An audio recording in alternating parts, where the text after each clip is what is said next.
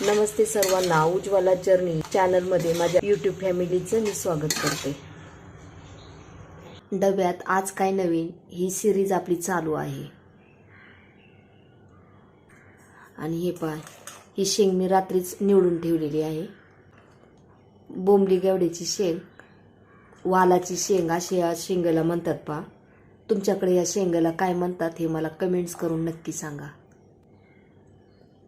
आता ही शेंग आपण 1 ते 2 पाण्याने स्वच्छ धुवून याच्यामध्ये पाणी ठेवणार आहोत। हे पहा, शेंग मी 2 ते 3 पाण्याने धुवून घेतलेली आहे आणि याच्यामध्ये पाणी ठेवलेलं आहे। या शेंगाला थोडासा उग्र वास असतो। हे पहा, पाणी उकळायला ठेवलेलं होतं, आता हे उकळलेलं आहे पाणी।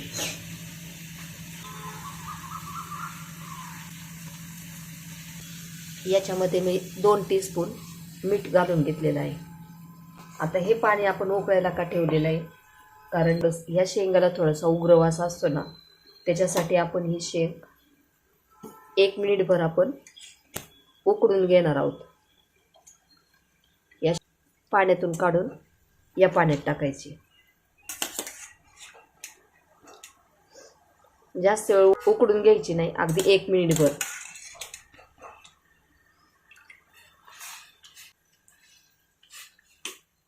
आपण आता ही शेंग उकडून घेऊयात।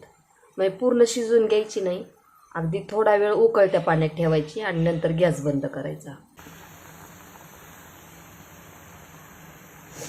पातेल्यामध्ये उकडून घेतली 1 मिनिटभर आणि आता आपण गॅस बंद करूयात।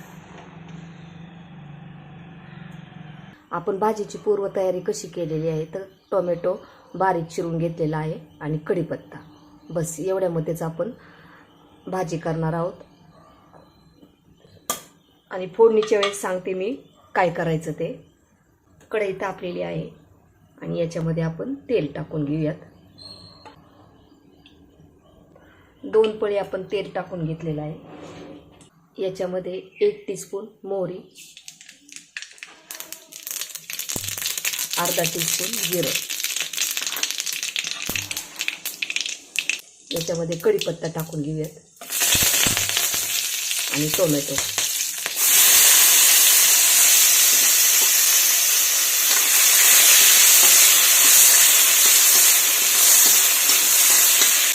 टोमॅटो छान परतून झालेला आहे।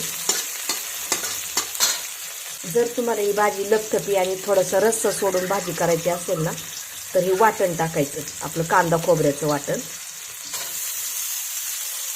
जास्त नाही टाकायचं, अगदी 1 चमचाभर टाकलेलं आहे पाणी, मग ती भाजी सुद्धा छान अशी मिळून येते। आणि तुम्हाला जर हे वाटण नको असेल तर तुम्ही नंतर भाजी शिजल्यानंतर शेंगदाण्याचं कूट सुद्धा टाकू शकता।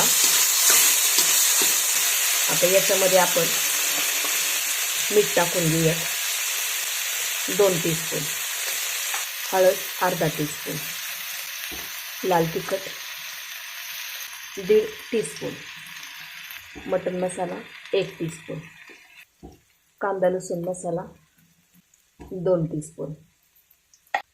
आता तुम्ही म्हणताल दरवेळेस तुमच्या भाजीचं माप, तिखट मिठाचं माप तेवढंच असतं का? कारण मी 5 माणसांचं हे भाजी करत असते, त्याच्यामुळे हे माझं ठरलेलं माप असतं।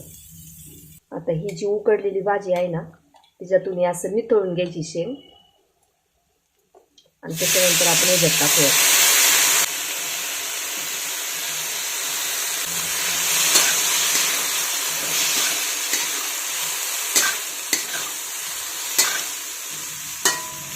याच्यात तुम्हाला जर या भाजीमध्ये जर शेंगदाणे टाकायचे असेल ना, तर रात्रीचेच शेंगदाणे थोडेसे भिजत घालायचे आणि मग भाजीमध्ये टाकायचे, खूप छान लागतात। पण आमची इथं आवडत नाहीत म्हणून मी घालत नाही।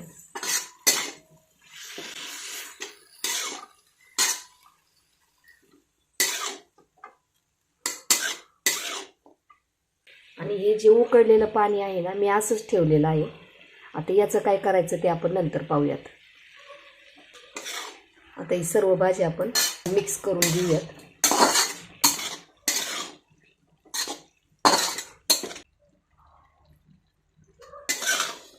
कोण ही भाजी अशी डायरेक्ट धुवून फोडणीमध्ये टाकतात, पण अशा पद्धतीने तुम्ही एकदा नक्की ट्राय करा. खूप छान चवीला भाजी होती पहा.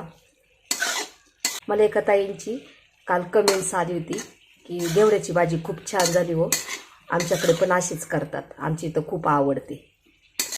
आता त्या ताईंचं मी आज नाव नाही सांगणार, कारण मी माझे जे फॅमिलीमध्ये जॉईन झालेत ना त्यांचा एक मी व्हिडिओ बनवणार आहे. कोणत्या व्हिडिओला त्यांनी कोणती कमेंट्स टाकलेली आहे, काय कमेंट्स टाकलेली आहे ती मी एक व्हिडिओ बनवणार आहे. त्याच्यासाठी या ताईंचं मी नाव सांगितलेलं नाही, पण अशा कमेंट्स आल्या ना की खूप छान वाटतं बरं का. असेच आपले व्हिडिओ पाहत राहा आणि छान छान कमेंट्स करत जा. माझ्या या भाजी करण्याची पद्धत खूप साधी आणि सोपी असते, पण या अशा पद्धतीने आपण जी भाजी करतो ना खूप चविष्ट होती बरं का. तुम्ही एकदा नक्की ट्राय करा. आणि आपले जे व्ह्यूअर्स व्हिडिओ पाहत असतील त्यांनी लाईक, शेअर आणि सबस्क्राईब करायला विसरू नका. आता भाजी शिजण्यासाठी उकळलेलं जे पाणी आहे ना तेच मी ह्याच्यात टाकत आहे, कारण या भाजीला उग्र वास असतो, जास्त नसतो. अगदीच आपण फ्लावर वगैरे उकडून घेतो तसा. त्याच्यामुळं ही गरम पाणी मी याच्यामध्ये टाकून घेत आहे. आणि आता आपण याच्यावर झाकण ठेवून शिजवून घेऊयात.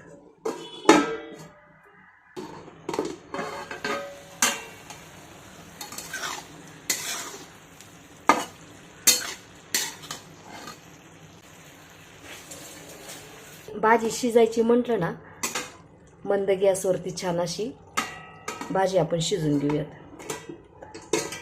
आणि अधूनमधून असं झाकण काढून ही भाजी हलवून घ्यायची. भाजी अजून शिजलेली नाही त्याच्यामुळे आपण पुन्हा झाकण ठेवूयात आणि शिजून घेऊ. अशी जर तुम्हाला एकदम सुकी भाजी लागत असेल ना तर तुम्ही इथंच गॅस बंद करायचा. आणि जर तुम्हाला लपथपी पाहिजे असेल तर असं गरम पाणी ओतायचं पाणी, कारण ही भाजी मी उकळलेलं पाणी जे आहे ना तेच मी गरम पाणी ह्याच्यात टाकून भाजी शिजवून घेतलेली आहे. हे पहा, भाजी आपली छान शिजलेली आहे.